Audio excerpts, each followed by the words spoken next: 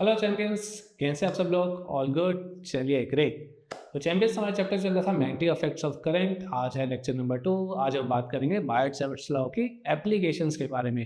Previous class में already समझ लिया था कि मैग्नेटिक फील्ड कैसे आ रहा है किसी भी एक कंडक्टर की वजह से जिसमें करंट पास कर रहा है। उसके छोटे से एलिमेंट की हमने बात की थी, कितना मैग्नेटिक फील्ड हो सकता है किसी गिवन पॉइंट पर। आज हम क्या करने वाले हैं, उसी बायट-सैवर्ट लॉ का यूज़ करके पूरे कंडक्टर के लिए बात करने वाले हैं। पूरा कंडक्टर पहले हमारे पास होगा एक स्ट्रेट वायर, उसमें हम फाइनाइट वायर के लिए बात करेंगे, इनफाइनाइट लेंथ की वायर के लिए बात करेंगे, और फिर हम बात करने वाले एक सर्कुलर लूप के लिए, एक लूप यानी एक वायर जो सर्कल की शेप में है। तो आइए स्टार्ट करते हैं। So the topic is applications of Biot Savart law.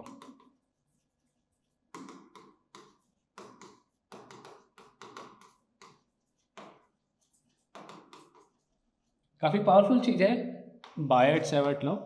हम यहाँ पर अलग अलग वायर की कन्फिग्रेशंस के लिए भी इनफैक्ट जिसपे कन्फिग्रेशन से मेरा मतलब है वायर के combination, straight wire, semi circular wire, rectangle की शेप की वायर, ट्राइंगल की शेप की वायर, सब कुछ निकाल सकते हैं। बट पहले सिंपल चीज़ों से स्टार्ट करते हैं। तो सबसे पहले हम बात करेंगे मैग्नेटिक फील्ड इंटेंसिटी।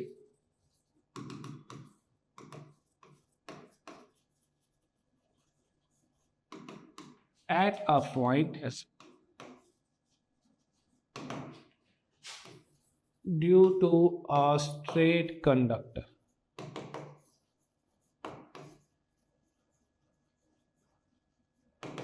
तो पहले इसकी डायग्राम को समझते हैं अच्छे से, फिर हम इसके डेरिवेशन में जाएंगे। सो let us say we are having a straight wire. Straight wire का हम नाम दे देते हैं कुछ एक्स वाई। हमें किसी पॉइंट P पर मैग्नेटिक फील्ड इंटेंसिटी को फाइंड आउट करना है। Let us say point P, ये पॉइंट P है एक परपेंडिकुलर डिस्टेंस से A from the wire. Point P को थोड़ा सा अलग कलर से दिखा देते हैं, ठीक है। हमें एक करंट दे रखा है I which is passing through this wire. एक करंट I जा रहा है इस वायर में से। इस वायर का एक छोटा सा एलिमेंट ले लिया जाता है, लेंथ एलिमेंट। स्ट्रेट ही है वायर तो एलिमेंट भी बिल्कुल स्ट्रेट होगा, से DL। इस DL से हम कनेक्ट कर देते हैं पॉइंट P को which is lying at A distance R। Of course यहाँ पे भी जो R वेक्टर होगा वो क्या होगा, पोजीशन वेक्टर हो जाएगा पॉइंट P का। DL, जब करंट एलिमेंट की बात करेंगे IDL वेक्टर, तो हमारे पास एक एंगल आ जाएगा theta, way theta is the angle between the current element and the position vector. एक और डिस्टेंस यहाँ पे ले लेते हैं, लेट अस से ये वाला distance, this is equals to A, and A is the distance जो कि यहाँ से होगा। ऑफ कोर्स आप समझ गए, मैं यहाँ पे लाइन बना के फिगर को कॉम्प्लिकेट नहीं करना चाहता, फिगर को सिंपल रहने देते हैं। इनफैक्ट ये लाइन को भी हटा देते हैं, सिंपली यहाँ पे लिख देते हैं एल। ये वाले एंगल को हम ले लेते हैं से फाई। हमें बात करनी है पॉइंट एक्स से लेकर पॉइंट वाई तक, ताकि मेरी पूरी की पूरी वायर कवर अप हो जाए। सो लेटर से ये है मेरे पास एंगल फाई 1 जो कि अपर एंड को डिफाइन कर रहा है, और एक और एंगल है से फाई 2 जो कि लोअर एंड को डिफाइन कर रहा है। एक ट्राइंगल बन रहा है पी एम और एन।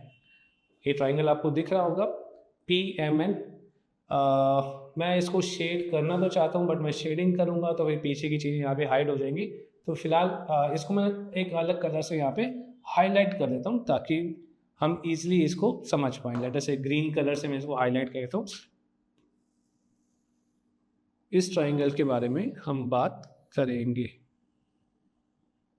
ट्राइंगल PMN, जहाँ पे एक छोटा सा एलिमेंट भी है, ठीक है। So according to Biot Savart law, according to, वापस आ जाओ colour, okay, according to Biot Savart law, as it is very clear to our champions. हाँ जी चैम्पियन लोग, पढ़ा था बायट-सैवर्ट लॉ, रिवाइज किया होगा आपने, I am very very sure.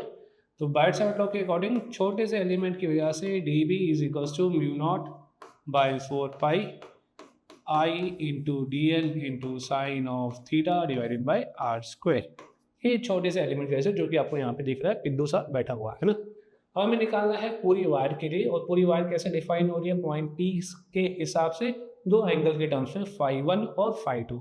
यानी कि अगर मेरे को पूरा मैग्नेटिक फील्ड इंटेंसिटी निकालनी है इस वायर एक्स वाई के लिए, तो मेरे को छोटे छोटे एलिमेंट से जो निकाली है उसको इंटीग्रेट करना पड़ेगा। समेशन भी कर सकते हैं, बट कितने एलिमेंट्स लोगे आप, तो वहाँ पे हमें हेल्प करता है इंटीग्रेशन, आप अच्छे से जानते हैं। तो इंटीग्रेशन को हम यहाँ पे यूज़ करेंगे पूरी वायर के लिए x to y, बट वो वायर डिफाइंड है in terms of two angle φ1 and φ2। अब वो फाई तो हमें यहाँ पे दिख नहीं रहा, तो हम क्या करने वाले हैं, इस पूरे एक्सप्रेशन को मोल्ड करने वाले हैं, मॉडिफाई करने वाले हैं। हम लेके आने वाले एक्सप्रेशन को फाई की टर्म्स में, उसमें ही हमें हेल्प करेगा ये triangle POL। In right triangle, triangle का नाम है PMN, मैंने शायद PON बोल दिया, नहीं, ट्राइंगल का नाम है PMN। अभी हमने खुद ही तो नाम दिया है इसको, और ये एंगल है 90 डिग्री। तो इस ट्राइंगल के अंदर अगर आप ध्यान से देखें cos फाई, यानी कि ये, अच्छा बाय द वे ये राइट ट्राइंगल है, तो यहाँ पे हम कह सकते हैं simply theta plus phi is equals to π/2, बाकी दोनों एंगल का सम भी π/2 होगा। तो यहाँ पे जो फाई हो जाएगा या थीटा हो जाएगा, that will be simply π/2 minus of phi. ये साइन थीटा है, तो मैं यहाँ पे एक बार साइन थीटा निकाल लेता हूँ। Sine theta is equal to sine of π/2 minus phi, तो sine theta is simply equals to cos phi, यानी कि हम साइन थीटा को रिप्लेस करेंगे कॉस फाई से अपने एक्सप्रेशन में। अभी थोड़ा सा हुआ, बाकी चीज़ें तो निकालनी है, ए डी एल भी बैठा है, आर भी बैठा है। दूसरी चीज़ देखते हैं यहाँ पे इसी ट्राइंगल के अंदर सेम आप देख सकते हैं A/R, ये वाली side divided by hypotenuse, base upon hypotenuse. R vector नहीं, वेक्टर की बात नहीं चल रही यहाँ पे, मैग्नीट्यूड ले रहे हैं R. So A/R is equals to cos of phi. So R आपके पास आ जाता है A sec फाई, इसका हम यूज़ करेंगे यहाँ पे, तो ये दूसरी चीज़ होगी, रिप्लेसमेंट दूसरा ही मिल गया। तीसरी चीज़ μ/4π तो कांस्टेंट है, ठीक है, इसको कोई रिप्लेसमेंट नहीं है, आई भी कांस्टेंट है, उसको भी कुछ नहीं करना। एक dl और बैठा है, तो L/R, इसको हम यूज़ कर सकते हैं। L/R is sine phi, L/R is equals to, but अगर हम आर फिर लेकर आ जाएंगे तो फिर गड़बड़ हो जाएगा, नहीं हमने तो आर का रिप्लेसमेंट निकाला है। तो एक काम करते हैं, L/A लिखते हैं। L/A is equals to tan of phi, L यानी perpendicular upon base is equals to tan phi. So L is equals to A tan phi. आप जानते हैं DL क्या हो जाएगा, यहाँ पे लिख देते हैं, आई बिलीव यहाँ पे दिख रहा होगा आपको, या इधर करते हैं, इधर लिख देते हैं। सो DL जब हम इसको डिफ्रेंशिएट करेंगे तो आ जाएगा A tan फाई का differentiation is sec square phi, but angle के टर्म्स में डिफ्रेंशिएट करते हो आपको d फाई भी पुट करना पड़ेगा। So this is our third replacement in the expression of Biot Savart law. अब हम क्या करेंगे, इन सारी रिप्लेसमेंट्स को यहाँ पे पुट अप करते हैं और देखते हैं कैसे सॉल्व आउट होता है। चलते हैं आगे, फिर से बायट-सेवर्ट लॉ का फॉर्मूला, ये हमारा पीछा नहीं छोड़ रहा है, छोड़ना भी नहीं चाहिए, बिकॉज सारी चीज़ें इसी में बेस्ड है। Sine theta by R square, so D B, ये हम स्केलर फॉर्म में सॉल्व कर रहे हैं, आप देख सकते हैं कहीं वेक्टर साइन नहीं है। आई डी एल अभी हमने निकाला था A sec square phi into d phi. Sine theta हमने निकाला था, अगर आपको याद हो, cos of phi. And R हमने निकाला था, क्या निकाला था, ए सेक फाई। चेक कर लेते हैं, साइन थीटा कॉस फाई था, आर था ए सेक फाई, नीचे है आर स्क्वेयर, तो ए सेक फाई का स्क्वेयर। सॉल्व करते हैं इसको आगे। So D B is equal to μ0 by 4 pi I A into sec square phi cos of phi D phi divided by A square sec square phi. ये sec square phi cancel होता हुआ दिख रहा है, ए इसके स्क्वेयर से cancel हो जाएगा, तो आपके पास क्या बच जाएगा, आपके पास बचेगा d B is equal to μ0 by 4 pi I divided by A is the distance, कौन सा distance, perpendicular distance point P का वायर से, स्ट्रेट वायर से। सो आई बाई ए, ऊपर आपके पास बच रहा है cos of phi D phi. तो आप देख सकते हैं पूरा एक्सप्रेशन ट्रांसफॉर्म हो गया, फाई की टर्म्स में आपके सामने आ गया। अब हम क्या करेंगे, मैग्नेटिक इंटेंसिटी पूरी वायर के लिए निकालने के लिए इस डी बी को इंटीग्रेट करेंगे। कहाँ से, एंड एक्स से लेकर एंड वाई तक, यानी कि हम इंटीग्रेट करेंगे डी बी को। एंड एक्स डिफाइन है एंगल फाई, कम गया फाई 2 से, एंड एक्स डिफाइंड है फाई 1 से, एंड वाई डिफाइंड है तो फाई 2 से लेके फाई 1 तक इंटीग्रेट करेंगे। बट एक चीज़ और नोट करें, फाई 1 है इस डायरेक्शन में, फाई 2 है इस डायरेक्शन में, तो नीचे की डायरेक्शन तो नेगेटिव होगी, फिर यानी कि हमारी लिमिट्स में भी क्या आ जाएगा, phi 2 with minus sine 2 plus phi 1, यानी कि इंटीग्रेशन माइनस ऑफ फाई 2 से plus phi 1 mu naught by 4 pi, इस वैल्यू को पुट करेंगे, I by A cos phi D phi.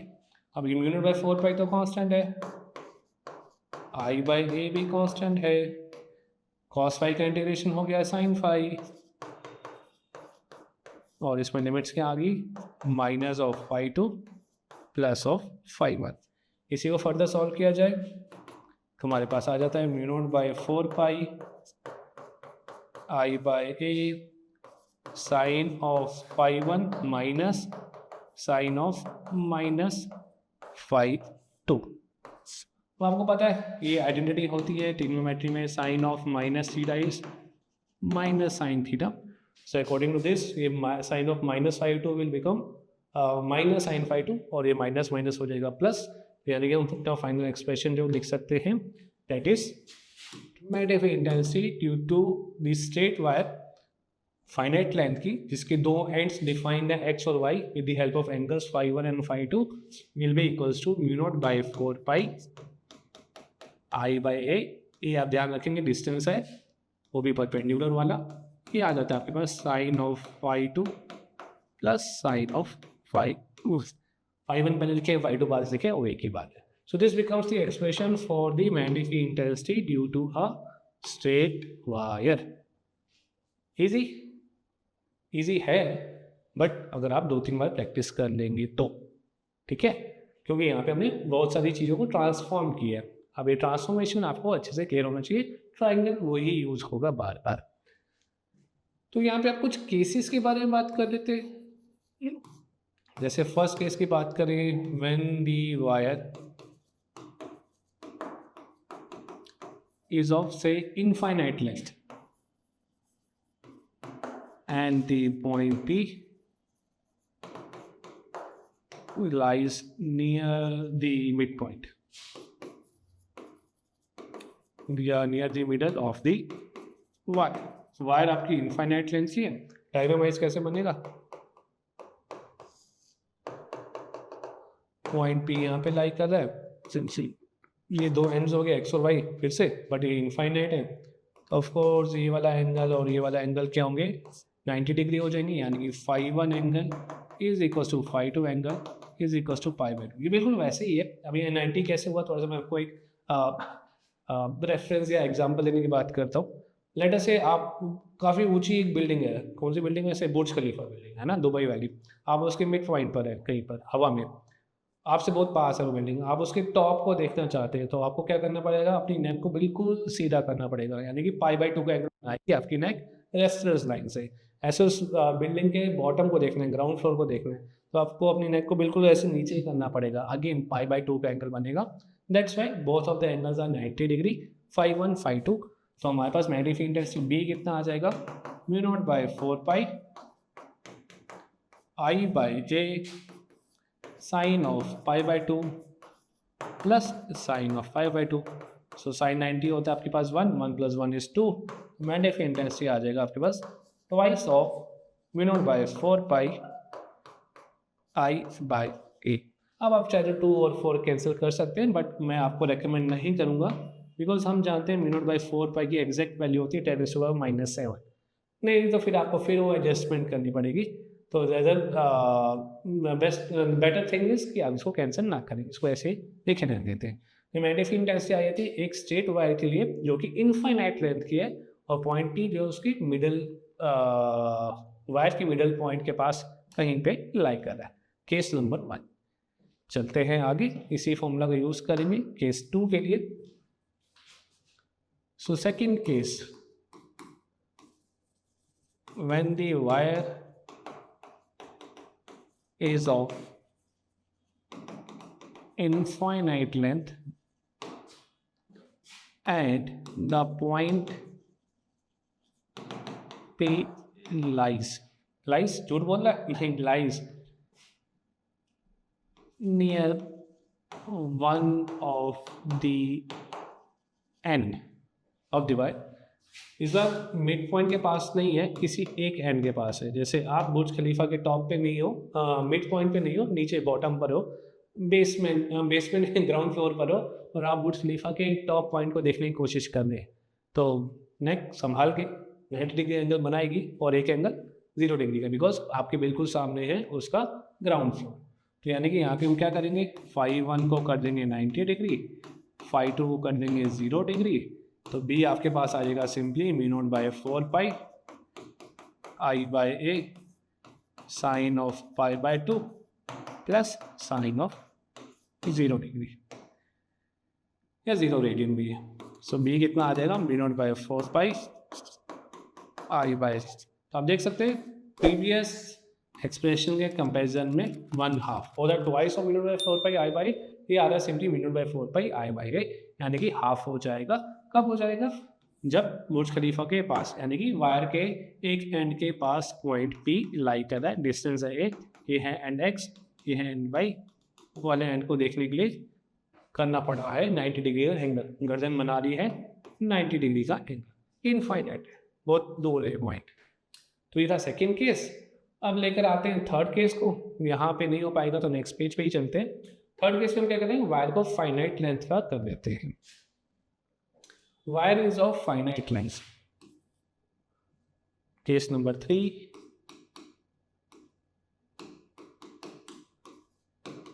Wire is of finite length and the point P lies at the midpoint, not at, near the midpoint. At the midpoint होगा तो wire के ऊपर ही आ गया point पे, तो magnetic intensity 0 हो जाएगी.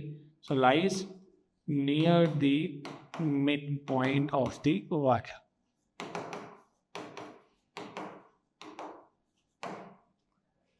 तो ये होगी हमारी वायर फाइनाइट लेंथ की. इसकी लेंथ ले लेते हैं L. इसका मिड पॉइंट कुछ यहाँ पे, ये हो गया पॉइंट P. डिस्टेंस अभी भी है इसका A. डेफिनेटली ऊपरली डिस्टेंस हो जाएगा L बाय 2 यहाँ तक, ये डिस्टेंस भी हो जाएगा L बाय 2 यहाँ तक. इसको हम एक बार कलर चेंज करके कनेक्ट कर देते हैं. अब दोनों लेंथ बराबर है, ये बराबर, तो डेफिनेटली एंगल्स भी सेम होंगी. Let us say angle 5 and your angle is also equals to 5.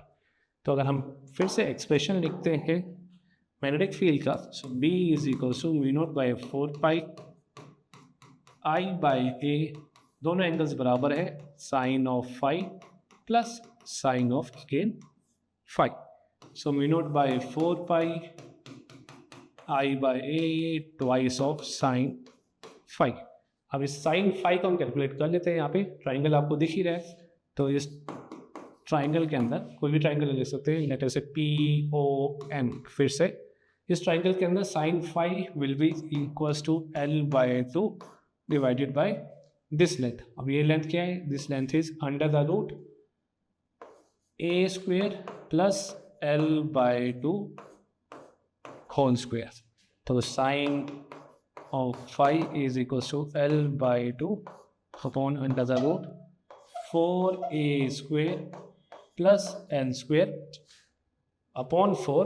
उस 4 को रूट से बाहर निकाल लेते हैं, अपॉन 2, ये ऊपर जाके 2 मल्टीप्लाई करके कैंसिल आउट कर देगा.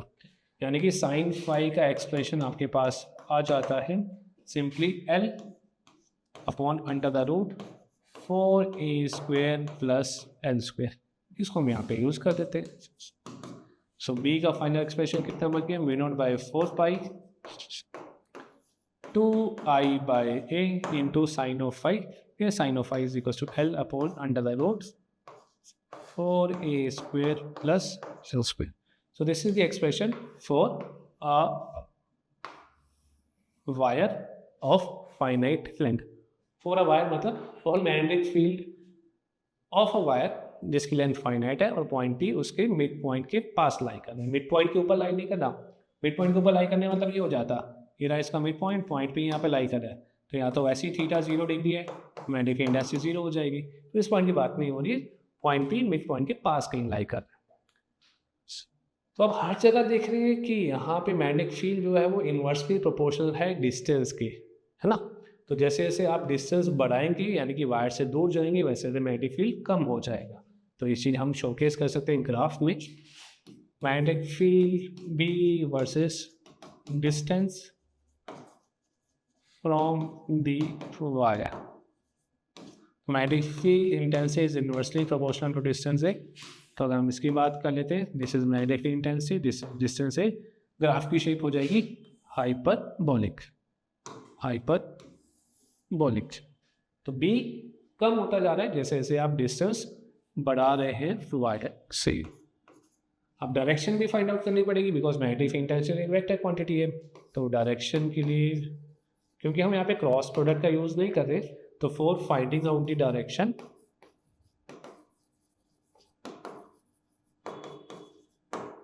direction of magnetic field intensity we have right hand rules, right hand thumb rule।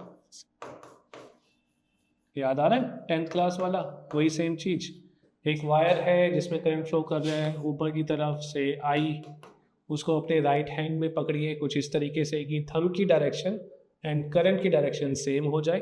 तो जो कर्लिंग फिंगर्स की डायरेक्शन होगी वो डायरेक्शन हो जाएगी मैग्नेटिक फील्ड की, यानी कि इस पॉइंट में magnetic field will be into the plane of the board and इस पॉइंट पे जो कि वायर के लेफ्ट साइड में लाई कर रहा है out of the plane of the board, वो भी टेंजेंट के लोग, ऐसा नहीं घूम रहा है, वो इस पॉइंट पे ऐसे सीधा आ रहा होगा, यानी कि इस पॉइंट पर होगा magnetic field into the plane और इस पॉइंट पर होगा, पॉइंट का नाम रख लेते हैं पी और क्यू, यहाँ पे होगा out of the plane.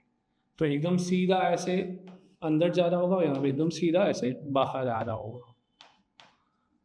In fact अब ये मैग्नेटिक फील्ड लाइंस इस वायर के आसपास कंसेंट्रिक सर्कल्स बनाती है एंड धीरे धीरे इन कंसेंट्रिक सर्कल्स का, लास्ट वाला ही बनाते हैं ओवरलैप हो जाएगा, कंसेंट्रिक सर्कल्स का रेडियस बड़ा होता जा रहा है और उनके बीच की गैपिंग भी बड़ी होती जा रही है बिकॉज इस पॉइंट का डिस्टेंस कुछ हो रहा है, इस पॉइंट का डिस्टेंस और ज़्यादा और ज़्यादा और ज़्यादा, तो ये सर्कल्स जो होंगे वो धीरे धीरे ज़्यादा दूर होने शुरू हो जाएगी। अब ये एक्टिविटी से भी आप कर सकते हैं, ये एक्टिविटी 10th क्लास में भी थी कि वायर लेते थे उसके आसपास आयरन के पार्टिकल्स को, छोटे छोटे पार्टिकल्स को या पाउडर को स्प्रिंकल करते थे। तो जब आप स्प्रिंकल करते थे तो वो आयरन के पार्टिकल्स इस शेप में रीअलाइन हो जाते थे और धीरे धीरे क्या होगा, रेडियस तो बड़ा होगा बट ये गैपिंग भी बढ़ती है, ये गैप ज़्यादा होगा as compare to this gap. Although अब मैंने जो फिगर में इसमें थोड़ा सा पता नहीं चल रहा है बट ये गैप धीरे धीरे बड़े होते जाएंगे, ये गैप कम है, ये गैप कम है, बड़ा बड़ा बड़ा और बड़ा हो जाएगा ये गैप, क्योंकि मैग्नेटिक इंटेंसिटी वीक होती जा रही है जैसे जैसे आप वायर से दूर जा रहे हो। अगर वायर में करंट ऊपर की तरफ जा रहा होता आई तो ये सारे मैग्नेटिक फील्ड वेक्टर्स जो होते अंदर की तरफ होते, जैसे ये वाला मैं इसको अलग कलर से बनाता हूँ, ये वाला वेक्टर अंदर की तरफ, ये वाला वेक्टर अंदर की तरफ, ये वाला वेक्टर अंदर। आप देख सकते हैं धीरे धीरे इसकी साइज को भी कम कर दिया है। तो साइज कम करने का मतलब यही है कि मैग्नेटिक फील्ड जो है वो वीक होता जा रहा है। ऐसे यहाँ पे जो आप बनाते हैं वो सारे बाहर की तरफ आते हैं, यहाँ पे साइज कम होता जा रहा है, यहाँ पे साइज कम होता है। तो स्ट्रॉन्ग मैग्नेटिक फील्ड वायर के पास, वीक मैग्नेटिक फील्ड वायर से दूर, वीकर मैग्नेटिक फील्ड वायर से और दूर, even more weaker field wire से दूर। तो ये हो जाएगा सिंपल सा concept about applications of Wyatt-Savarт law for a straight wire along with different cases। अब यहाँ पे चीज़ें थोड़ी सी लग रही हैं आसान है आसान, बट अच्छे से आपको रिवाइज भी करना पड़ेगा, चीज़ें आपकी और आसान हो जाएंगी, चीज़ें आपके माइंड में सीमेंट हो जाएगी, सेटअप हो जाएगी। ठीक है, आगे बात कर लेते हैं अब सिंपल से चीज़, simple derivation, magnetic field intensity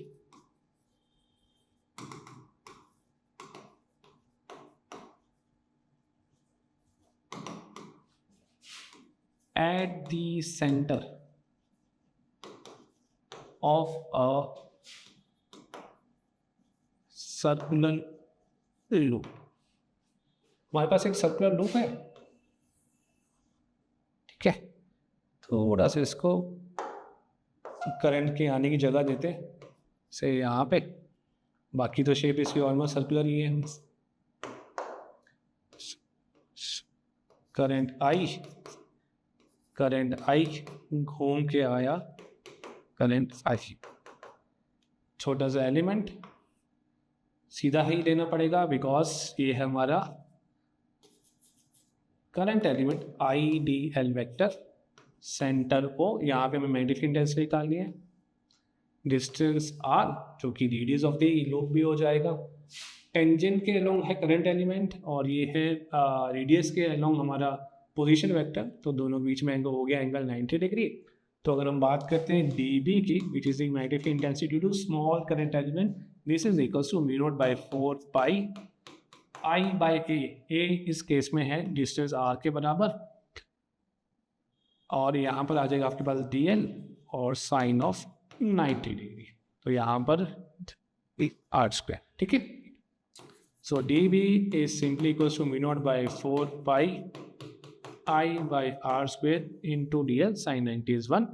total magnetic field निकालना है तो of course I need to integrate D B, कहाँ से लेकर कहाँ तक, 0 से लेकर पूरी लेंथ तक, और पूरी लेंथ क्या होती है 2 pi R which is the circumference, यानी कि 0 से लेकर 2 पाई आर तक इंटीग्रेट करना पड़ेगा mu naught upon 4 pi I by R square into D L. हम बाकी सारी चीज़ें कॉन्स्टेंट हैं, they will come out of integration, mu naught by 4 pi I by R square, D L की जगह सिंपली आ जाएगा हमारे पास 2 पाई आर, तो हम एक आर और एक स्क्वेयर कैंसिल आउट कर सकते हैं, तो हमारे पास बच जाता है formula mu naught by 4 pi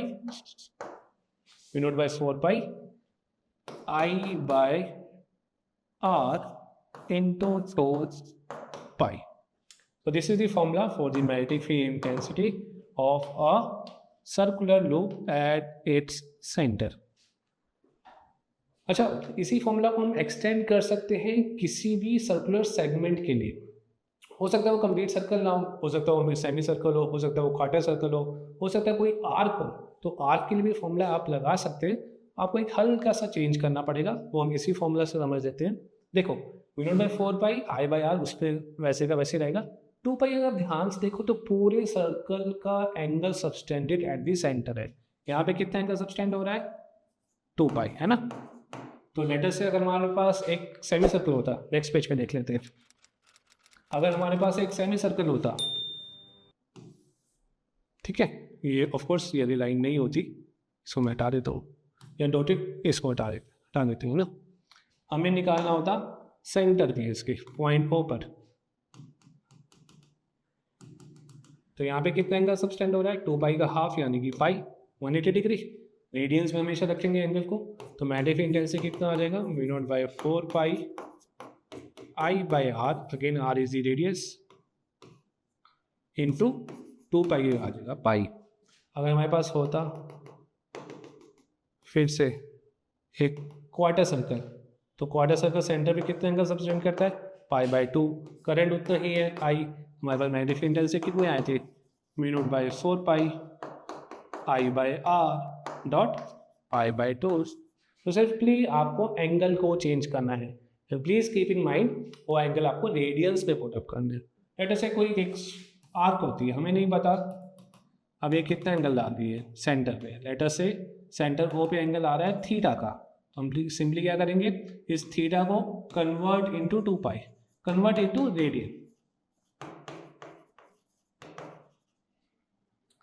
So magnetic intensity B is equals to mu naught by 4 pi I by A। यहाँ पर क्या आएगा ये आप अच्छे से जानते हैं, जानते हैं तो कमेंट सेक्शन में डालेंगे। क्या करना होगा, सिंपली थीटा को कन्वर्ट होगा रेडियंस पे, कैसे करते हैं वो आपको अच्छे से पता है, तो ये आपके लिए छोड़ दूँ मैं यहाँ पे क्वेश्चन मार्क। कैसे करना है वो मैंने आपको समझा दिया। इसमें भी करंट कितना पास कर रहा है आई। सो ये था सिंपल सा concept of magnetic field intensity due to a straight wire with the application of Biot Savart law and circular wire. अभी सर्कल कंप्लीट नहीं हुआ है, सर्कल के अंदर हम एक काम और करने वाले हैं, किसी भी लूप की एक्सिस पे फाइंड आउट करने वाले हैं। ये अगर एक लूप है तो नेक्स्ट क्लास में जब आप देखेंगे ये वाली वीडियो तो अपना एक कड़ा या चूड़ी या बैंगल जो भी आप कहते हैं उसको वो तैयार रखना, बिकॉज हम उसके साथ एक एक्सिस पे बात करने वाले हैं। तो उसके लिए एक अलग से मैं यहाँ पे वीडियो दूंगा आपको, एंड उसके बाद हम डिस्कस करने वाले हैं कुछ न्यूमेरिकल्स को। कुछ में अच्छे न्यूमेरिकल्स होंगे, बिकॉज ये एक ऐसा टॉपिक है जो फेवरेट है काइंड ऑफ सीबीएसई का, एंड नीट जेईई एग्जाम का तो है ही। तो न्यूमेरिकल्स हम अच्छे से करेंगे, इन वाले कंसेप्ट को रिवाइज करेंगे। सर्कुलर लूप की एक्सिस वाले हम नेक्स्ट क्लास में कवर अप करेंगे। तो तब तक इनको अच्छे से रिवाइज कर लीजिए, प्रैक्टिस कर लीजिए। मिलते हैं नेक्स्ट क्लास में। Bye bye, take care.